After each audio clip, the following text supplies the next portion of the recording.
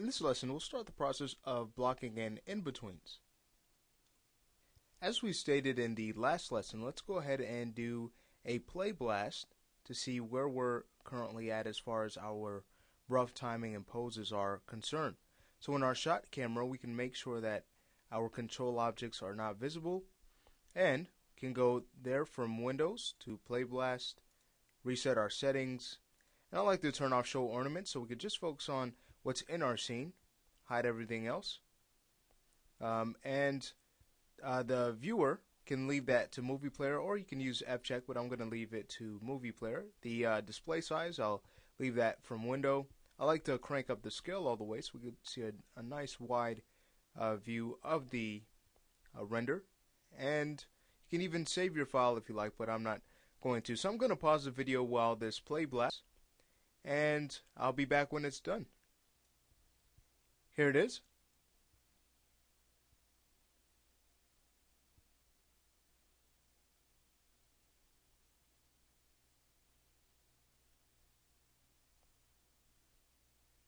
Great, so our poses are coming along very well for us. Now we need to consider a few things. For one, with the camera, especially as it backs up, well, the timing of that is happening definitely too slow. We'd want the camera to back up before the cutout actually hits the floor. Otherwise, we lose exactly what's happening, and that's something we want to avoid. So those are some things, and then we can get into working with adding some extra poses to fix the basically our extremes that we're currently having in the animation. So let's go back right into the scene and continue on polishing our work. What we'll start out by doing is selecting our camera, and we can turn off our character set. We just want to speed up the timing at which the camera backs up here.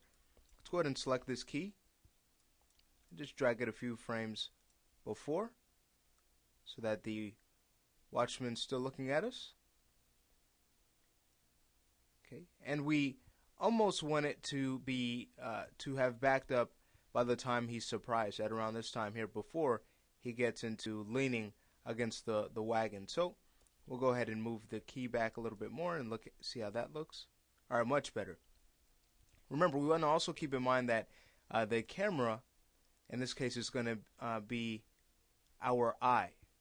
Okay, so even when we start to add a little bit of movement to it, it's really going to improve what we currently have that much more.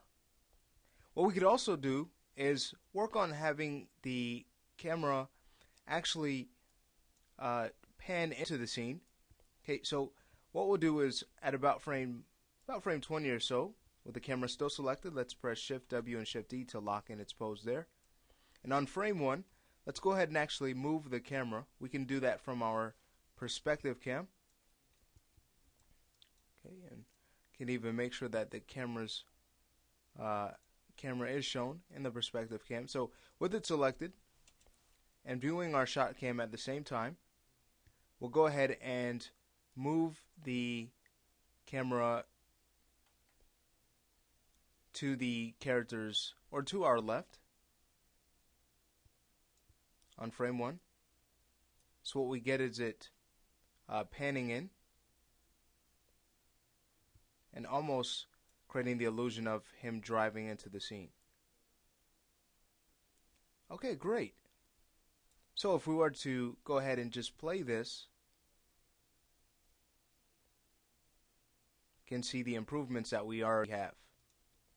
Great, so let's say with this now, let's go ahead and start adding some motion to the watchman, adding a little bit more of some in-betweens here. So can now go back to his watchman node, his character set, and just continue. We can go to about frame 12. We're just creating the illusion, if you will, of him driving, okay, of him pretending to drive the vehicle. So in frame 12, we can maybe rotate him to his left side.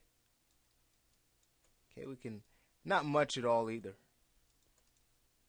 For his hands, or for his arm control, we can go ahead and bring that up and even rotate it just very slightly, and then bring the left arm down, almost what you would do as you are driving or pretending to drive.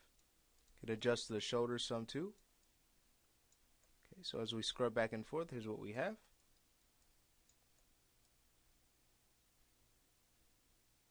And then by the time we get to, let's say, about frame 27 or so, we can have them move slightly in the opposite direction.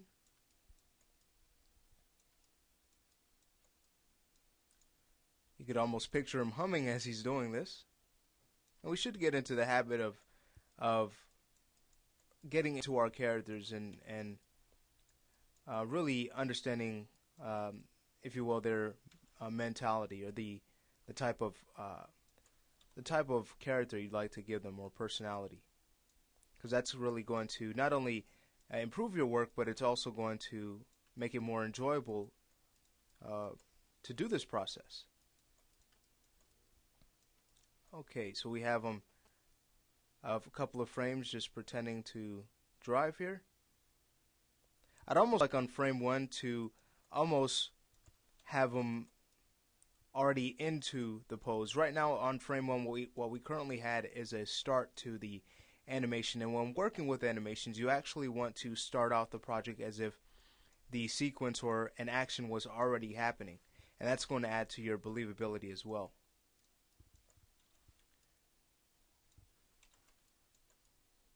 Okay, so we'll just act as if he was already into driving the vehicle on frame 1.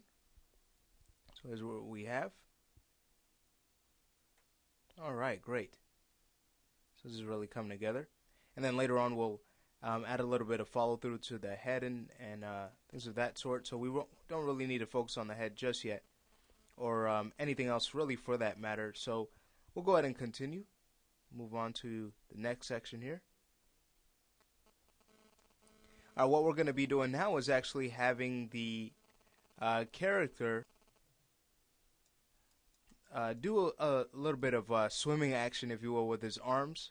Okay, as he tries to grab the wagon, okay, as he tries to prevent it from falling. So what we'll do is, as he leans in, let's go to our control object for the wagon cutout.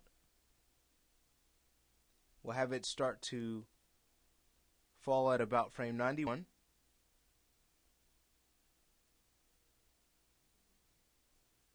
Okay, not too much, it's just starting to fall, and then from there we can go ahead and take his center of gravity.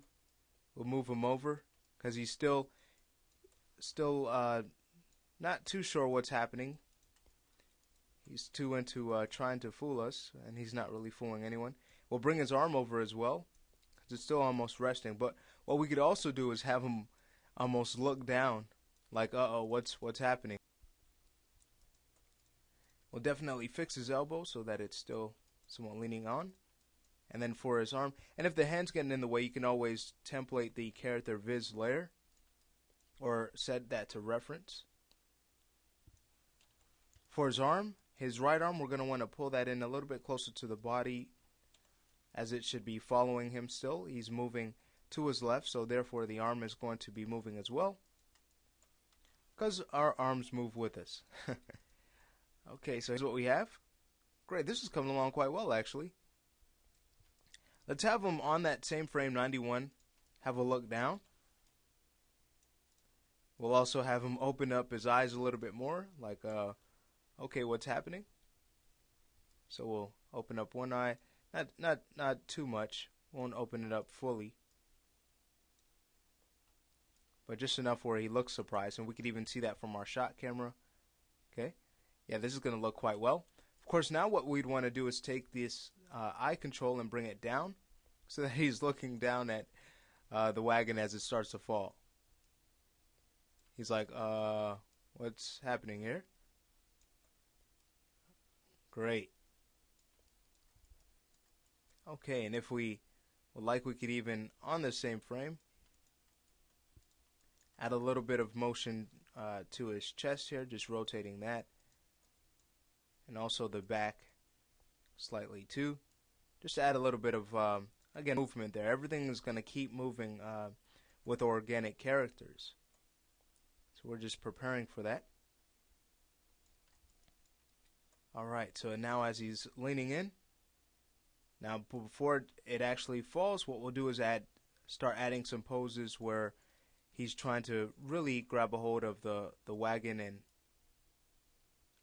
prior to it falling. So let's go ahead and select the wagon control now. And on about frame 96, we can have it rotate down closer to the floor.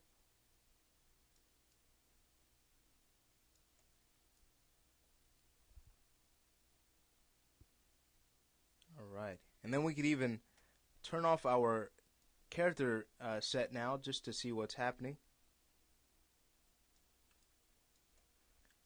Okay, so we had him on frame 100 leading with that left hand, so let's go ahead and on frame 96 have him rotate so that he's going to be starting with the right hand. So on frame 96 we can go ahead and rotate him down. Move that left arm back to about halfway for now until we get the elbow control for it, which might be in him right now. Let's go ahead and find it. There it is. Okay, so now we can just move this out of the way and start moving his arm back a little bit more.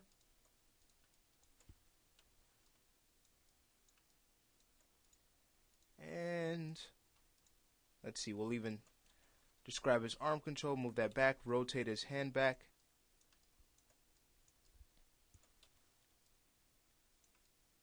Okay, we'll want to take that elbow and make sure that that is not going to be flipping on us. Make sure that its direction is going to be right. Okay, so going back to the center of gravity control, we'll twist his body some and probably a little bit more. And then we'll go to his chest control and turn that more, as he's going to be now bringing his right hand forward to try to grab the platform or grab the cutout. Of course, his head we're going to want to have it look right at the platform. Can even grab his eyes from here and have them point to them too. And let's see, looking at this, looks like we could even have his right leg start to kick out. So we could select that, just move that out, but not as much as we did on frame 100. So it's going to move into that pose.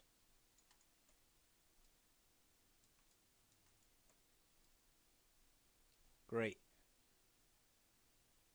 And then looking at this, going back to frame 100, it looks like we can go ahead and take this leg out a little bit more. Again, so it looks like he's moving into that pose. And then going back to 96, can go ahead and just rotate his wrist out a little bit. We will need to address the fingers, and we'll get to that. Okay, as we continue with this process, we're just getting a general pose down. Alright, excellent. So here's what we currently have. If we were even to go to our shot camera and hit play, you can see that he's pretending like he's driving. He sees us, leans in. Great. So this is all coming together quite well. Let's go ahead and stop the lesson here and continue this process in the next lesson.